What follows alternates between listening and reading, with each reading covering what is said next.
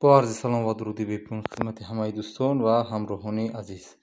امروز ما یک شیت آماده کردیم برای اداره کنی کوره، یعنی همون پیچکویی که ما میگیم. ما اونجا یک لایحه شد برای گرم کردن یک کوره، یک پیچکا.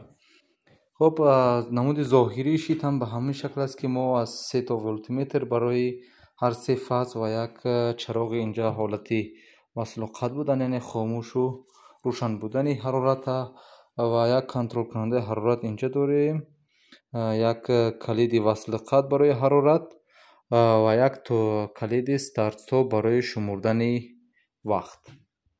خب این قسمت ظاهریش است و اگر داخلش شویم میبینیم که ما علاقه سیمکشی هم به انجام رساندگی هستیم. از این قسمت ورودی ما وارد میشد که اونجا کابل آلومینی بود. از همین جهت ما از این شینا استفاده کرده که میاد اینجا وصل میشد و بعدا هم با استفاده از این کابل ما بین اتومات ها میرود و تقسیم میشد. اونجا ما هم تقسیم بندی کردگی هستیم به دو بگیم زیربند، همون تینورا گرم کننده ها را، و یک قسمش هم از کنتاکتور یکم، دیگرش هم از کنتاکتور دوم وصل قطع میشن. خب مدار قدرتیش هم فقط همین دو اتومات اینجا است و دو کانتاکتور و پوینش هم اینجا وصل میشن، یعنی پوینی همین کانتاکتورهای ما پسکتیل ما وصل میشن. تینو همون 3 تین، چند تینی که داریم. خب اینجا باز یک خیر ازت که دیگه داریم، من فقط برای اینه، و یک اتومات 6 امپر دیگه اینجا هست برای مدار، یعنی زنجیری فرمان برای اداره کنی. خب بس قسمت بیرون هم این هم از همون کلیدی استارت استاپ برای زمان. این هم بود وصل قطع برای کنترل کننده حرارت، که کنترل کننده حرارت هم سیمکشی بیدید ما حس کنندش هم اینجا زدگی هستیم. این دو سیم هم این یا بار دیگر این منبعش است و یک فاز آمد اینجا. از اینجا می رود تیغه بازش با کنتاکتورو، تیغه بستش هم هر دوش هم با این کنتاکتورو می رود. خب اینجا قسمتی ریله رو هم بینید. ما از دو ریله و یک ریله زمان استفاده کرده هستیم. ریله یکم ریله رو اول مشاهده داشته باشید. تیغاش همش با دیگر پیمیشکه، یعنی جهش کننده پرتافتگی و از تگم و از تور بدن هم از این می رود به خود کنتاکتور. یعنی سر اول این کنترل کننده حرارت ما همین ریله را وصل میکند، برای که بسیاری موارد ما زمانی که تعمیر میریم همین تیغه بازی کنترل کننده حرارت از کار افتاد دیگه. سببش هم همون کنتاکتوری کلانه با این وصل قطع میکنن، بسیار با سببی که بسیار وصل قطع میشد و همین تیغه هم کارنوشه میشد. از همین جهت ما از این اول یک ریله ساده را که این هم 380 ولت است، ریله ساده را وصل میکنیم و این ریله هم وصل میشد و این کنتاکتور را وصل قطع میکند.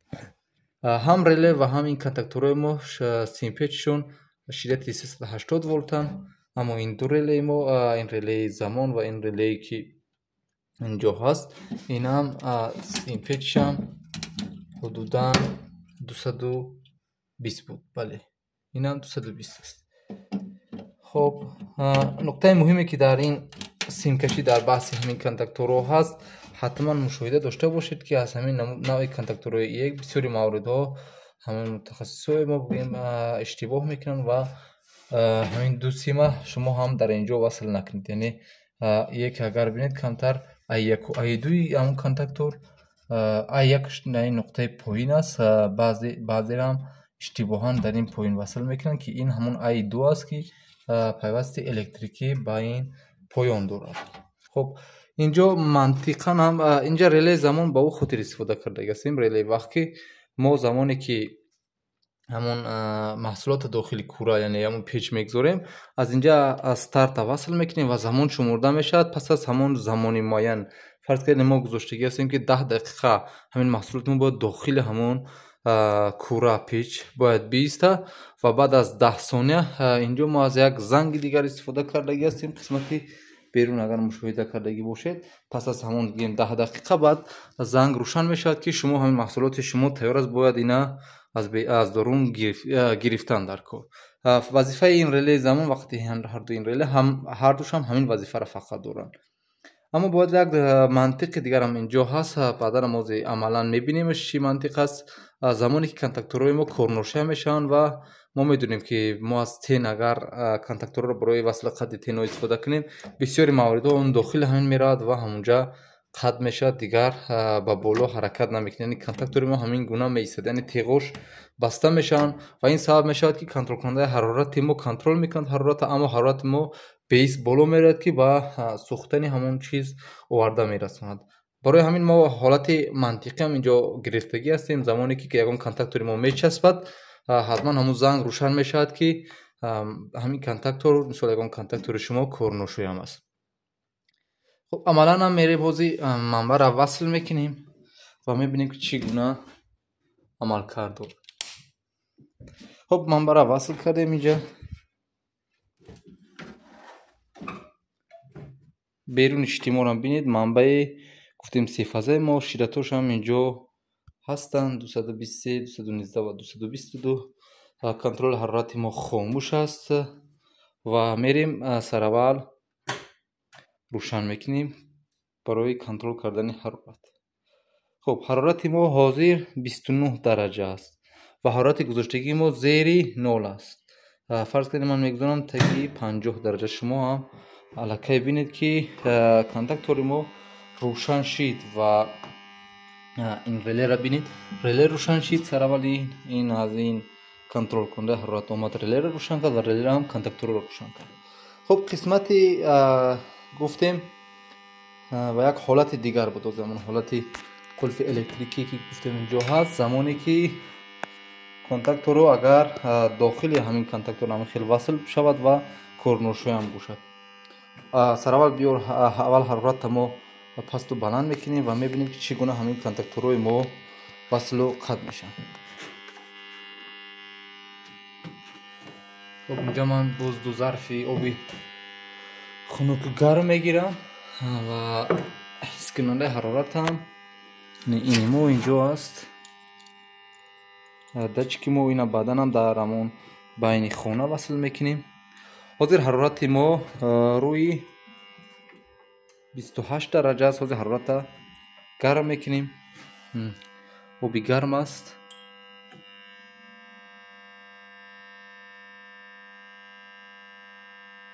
دیگر آب خنک شدگی نباشد تگی خاموش شد کنتاکتور ما، یعنی حرارت الکی به حد لازمه 50 درجه گذاشتگی بدیم. حاضر این ایستاد اینجا ببینید حدود 49. حاضر باز روشن میشد. حرارت ما پایین میشد باز روشن میشد کنتاکتور خودش به طوری خودکار. ببینید 46 الکی روشن شد. با گشت حرارت اگر ما گرم کنیم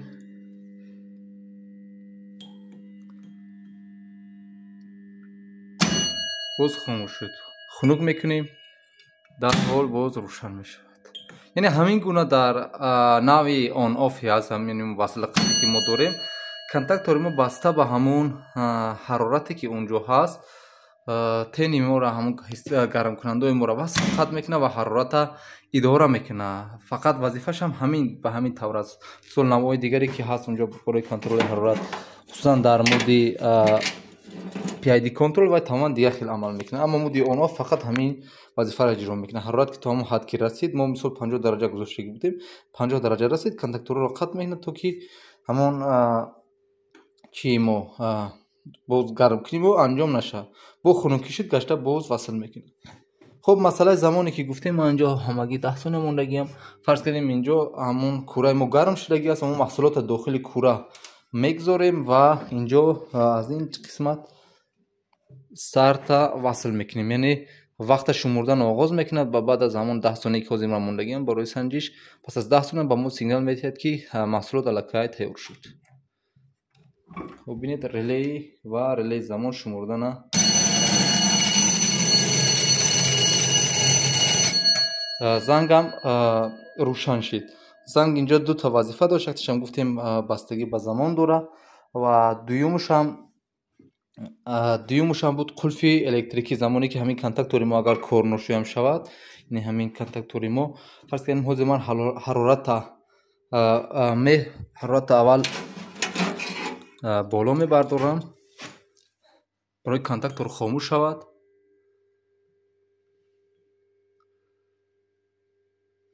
و بعدا کنتاکتور به دستی تیغش طرف درون нигоҳ медорам, то ки ҳамон сигнале ки мо гуфтем, агар ки мабодо ки контактори мо кор ношуям буд,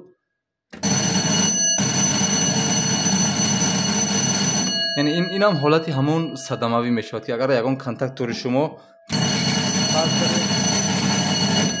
дохили ҳамон дохили худаш меиста. Мисол тенор вақте ки мо ҳамин амали гармкуниро анҷом медиҳем, аксаран маврид ҳамин ҳолат ба вуҷуд меояд, ки контактори мо дохили ҳамин чӣ меравад, дохили тиғош дохил мераванд ва дигар намебуронанд, аз ҳисоби ҳамон гармӣ ва ҳамон боре ки дар ино зиёд аст. Аз ҳамин ҷиҳат мо як қулфи электрикӣ гузоштем, то ки ҳамин ҳолатҳонда аллакай сигнал рӯшан шавад ва ба мо огаҳ кунад, ки контактори мо корношӯям аст. Дигар бахши қисматҳое ки дар инҷа ҳаст, ягон мушкиле надорад. Сифати корам бастагӣ ба ҳамо таҷҳизотҳое ки дорад, ки ба мо овардагӣ ҳастанд. Ҳамин мисол ҳамаи ин чизҳо овардагианд ва мо ҳамон амали фақат симкашиша анҷом додем, нақшаша аввал тароҳӣ кардем, симкашиша анҷом додем ва амалан ҳамин чиз инҷо мебинед, ки комилан амал мекунад. Ва агар ягон суол бошад ё ягон пешниҳод бошад, ҳамон телеграмда агар ниёз бошад ба ҳамин чизҳо нависед, иншоалло ки дастгирӣ мекунем. Ягон мушкиле неста дар бахши ҳамин намуди тароҳии шито ва монтажи шито ягон камбудӣ нест. Ҳар кӯмаке ки бошад аз тарафи мо дариғ намедорем.